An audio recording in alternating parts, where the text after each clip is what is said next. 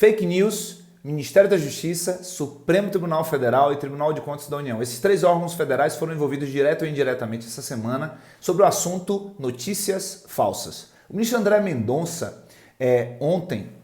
interpôs um habeas corpus no Supremo Tribunal Federal no inquérito que foi instaurado pelo ministro Dias Toffoli para apurar supostos ilícitos praticados contra a instituição, contra o Supremo Tribunal Federal, seus ministros e até mesmo familiares. Esse inquérito, que está em tramitação sob a relatoria do ministro Alexandre de Moraes, tomou algumas decisões essa semana, definindo buscas e apreensões, definindo quebra de sigilo bancário, sigilo fiscal. De acordo com as investigações e até a mesma decisão do ministro Alexandre de Moraes, há uma estrutura organizada para patrocinar por empresários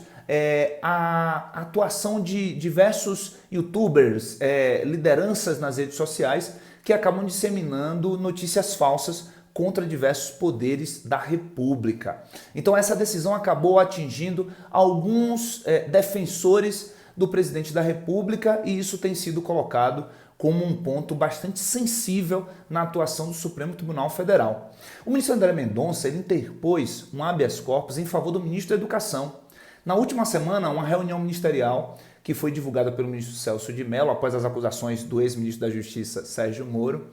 Essa reunião ministerial demonstrou que o ministro da Educação tinha feito algumas acusações e até mesmo proferido algumas ofensas contra a Suprema Corte. O ministro André Mendonça interpôs um habeas corpus para que o ministro da Educação não precise, na verdade, ser chamado a depor no Supremo Tribunal Federal sob o comando do ministro Alexandre de Moraes. Essa interposição do ministro André Mendonça é algo bastante controverso. Isso porque a Lei Complementar número 73 de 93, que define as competências da AGU, somada também à própria regulamentação, aliás, a própria criação da AGU na Constituição de 88, vai dizer que quem representa a União perante o Supremo Tribunal Federal é apenas a advocacia da União, a advocacia estatal. Essa é uma competência exclusiva da advocacia pública do ente federativo União.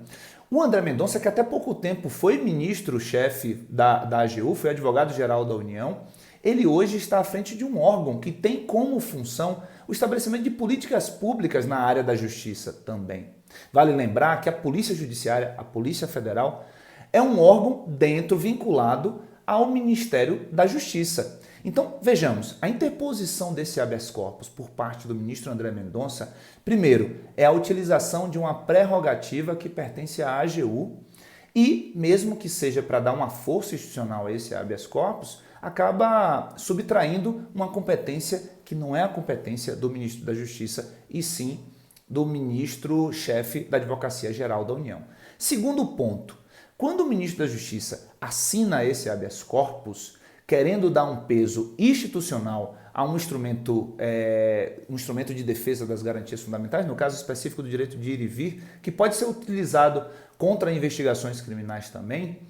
ele está colocando a Suprema Corte sob a pressão da sua assinatura. Sem a Advocacia Geral da União, utilizando uma prerrogativa que não lhe compete, esse é um assunto que provavelmente vai ser debatido pela Corte quando do julgamento do HC.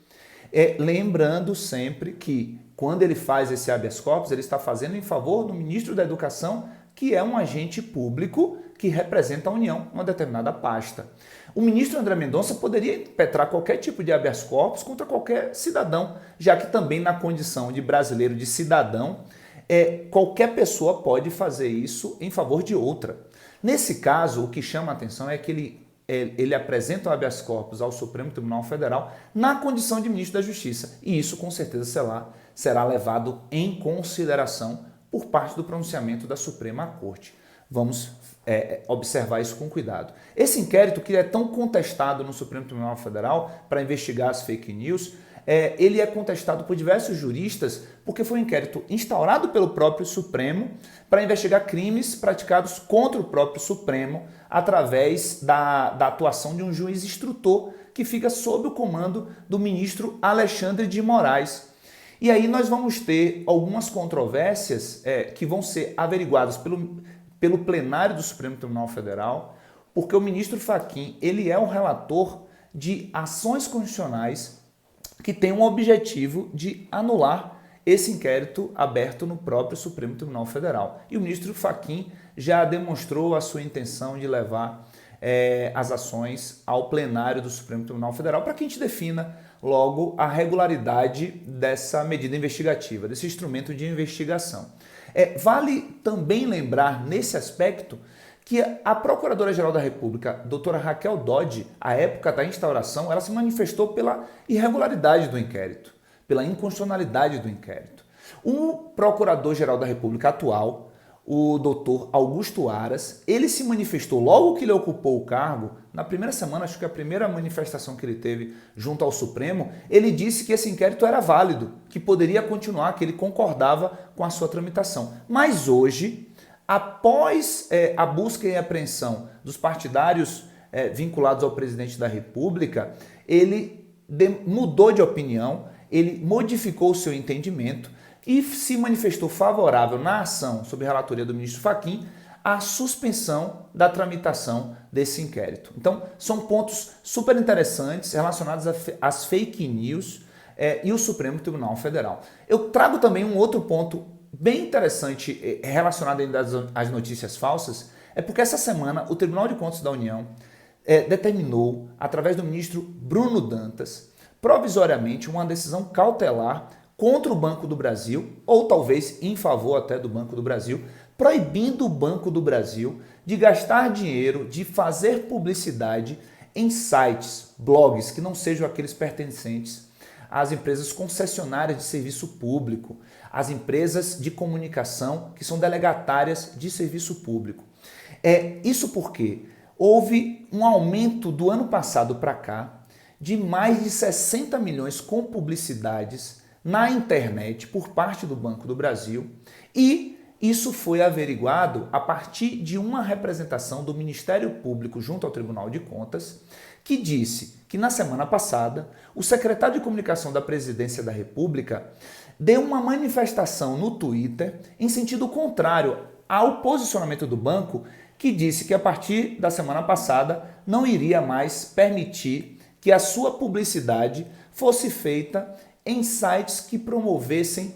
fake news. Especificamente em um site que é acusado da promoção de fake news, o Banco do Brasil decidiu que não iria mais permitir que sua comunicação publicasse qualquer tipo de ação de marketing naquele site. E aí o vereador do Rio de Janeiro, filho do presidente Carlos Bolsonaro, se manifestou em sentido contrário à decisão do Banco do Brasil. O secretário de Comunicação da presidência também se manifestou em sentido contrário a essa decisão. E o ministro Bruno Dantas deu uma ordem que o Banco do Brasil não só deixasse de investir dinheiro nesse tipo de comunicação, como também determinou que a Controladoria Geral da União, com a participação da Secretaria de Comunicação, do STF, da Presidência da República, de outros órgãos e de pessoas jurídicas da sociedade civil organizada, pudessem criar um grupo de trabalho dentro da CGU para tentar, de uma maneira organizada, regulamentar a comunicação pública e as fake news, para proteger o dinheiro público disso. Paralelamente,